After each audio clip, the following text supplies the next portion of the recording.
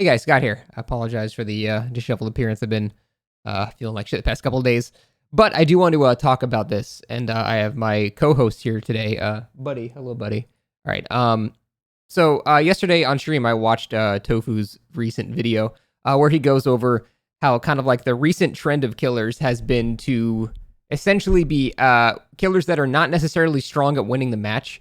Like they're killers that have not really any 1v4 potential, but their 1v1 potential is kind of oppressive in chases, and it creates basically a dynamic where they're not fun to go against, but they can still lose.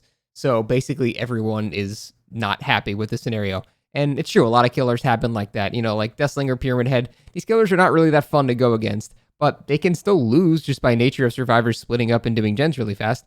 Like, that makes it so it's a scenario where the killers are not really having fun because they're losing, and the survivors are not having fun because they don't really get to do much against those killers to begin with.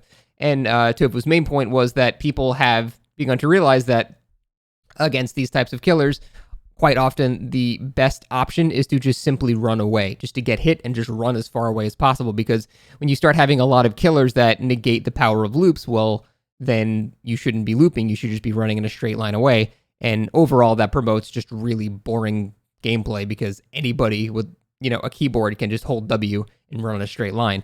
And often that's the smartest choice. You've even seen it in competitive games. They will literally do nothing but hold W and run into a corner of the map, and that's actually the smartest play. And I think a game where the smartest play is to be a monkey and just run into a wall, be the smartest. Like, if that's the smartest play, I can't take the game seriously. Like, that should never be an actual efficient tactic, but it is. And I wanted to expand upon his video a little bit and bring up a possible kind of alternative, not necessarily alternative, but something that sort of coincides with it as well. Also, don't pay attention to me chasing this person at this TL wall. I fucked it up horribly. So the thing is, when you have these killers that have this sort of anti-loop potential, you force people into a scenario where they can't really do that anymore. But the thing is, that's been in the game. Like Nurse, Hag, and Huntress were all in the very, very early versions of the game. Now, Nurse was a bit weaker than she is now, but her actual trap still functioned basically the same way. So these killers all had that anti-loop potential, and Huntress was way stronger back then, by the way, because there were far less maps, so you were more likely to get McMillan and AutoHaven, way more likely. And also on McMillan and AutoHaven, the loops were not as you see them today. They were essentially just low boxes that Huntress could throw over almost every single time, except the glitched cars in AutoHaven.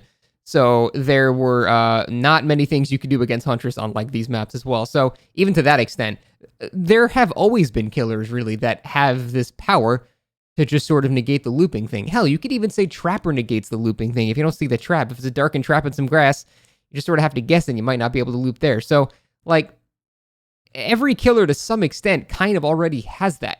So I don't necessarily think it's the killers that are contributing to it. I mean, they are. Don't get me wrong. Like Deathslinger, Pyramid Head, Spear. All these killers, I think, do have fun problems. Not balance problems, but fun problems. And I totally agree with that. But I think it's not necessarily that the killers have changed. It's that the survivors have gotten smarter overall.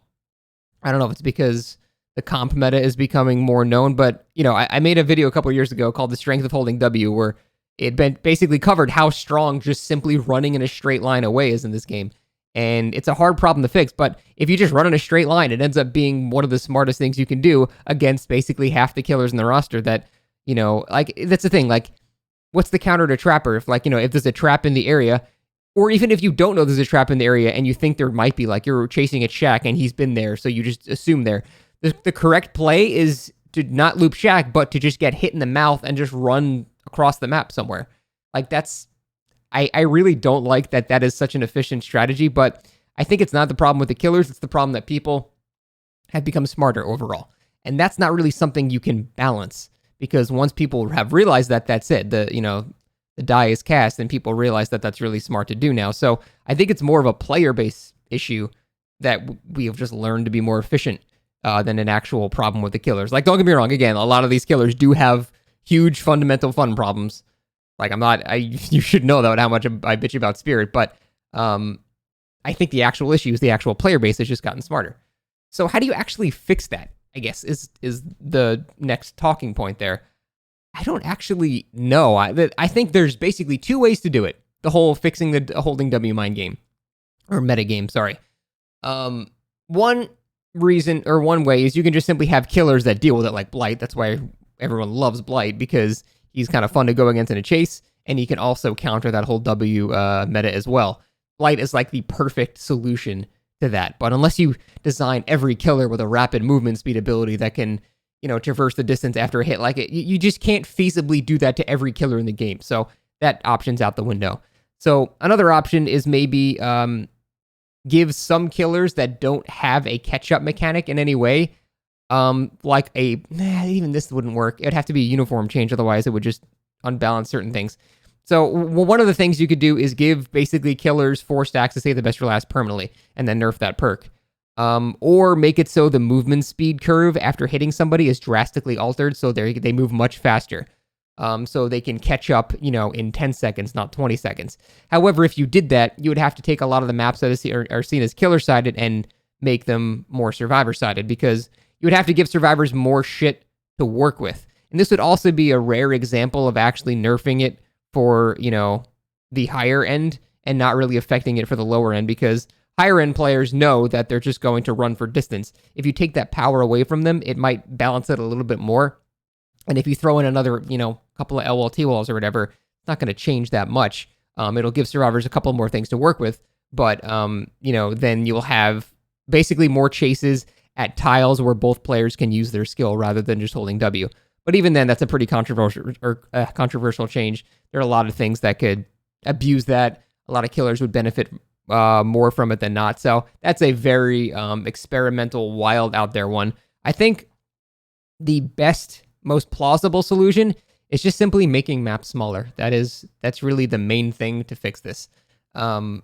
Because if you have like a map like Coal Tower, for example, Coal Tower, like Wrecker's Yard, Rancid Avatar, Dead Dog Saloon, all of these maps have something in common in terms of holding W.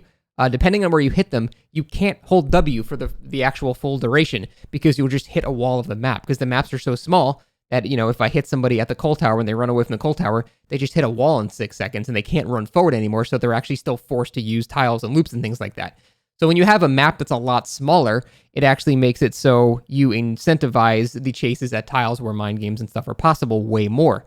And I think that's the simplest solution without drastically changing things like giving Save the Best for Last or things like that.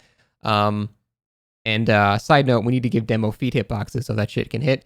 But I think making maps smaller is the simplest way to do it. There's a lot of other, crazy, fantastical ideas and stuff like that, but making maps smaller is really the simplest way to do it. And I can't think of any other safe way to do it, really.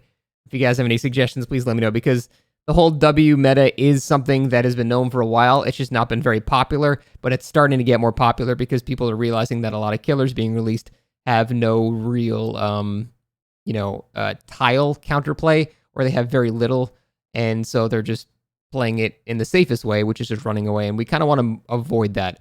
The things like, moonwalking and doubling back and faking windows. Like, these are all the things that I think people find fun in chases. Not like God pallets and shit like that, but, that's all the stuff that people find fun. That's what I find fun. So I think we need to move more towards that stuff than just holding W.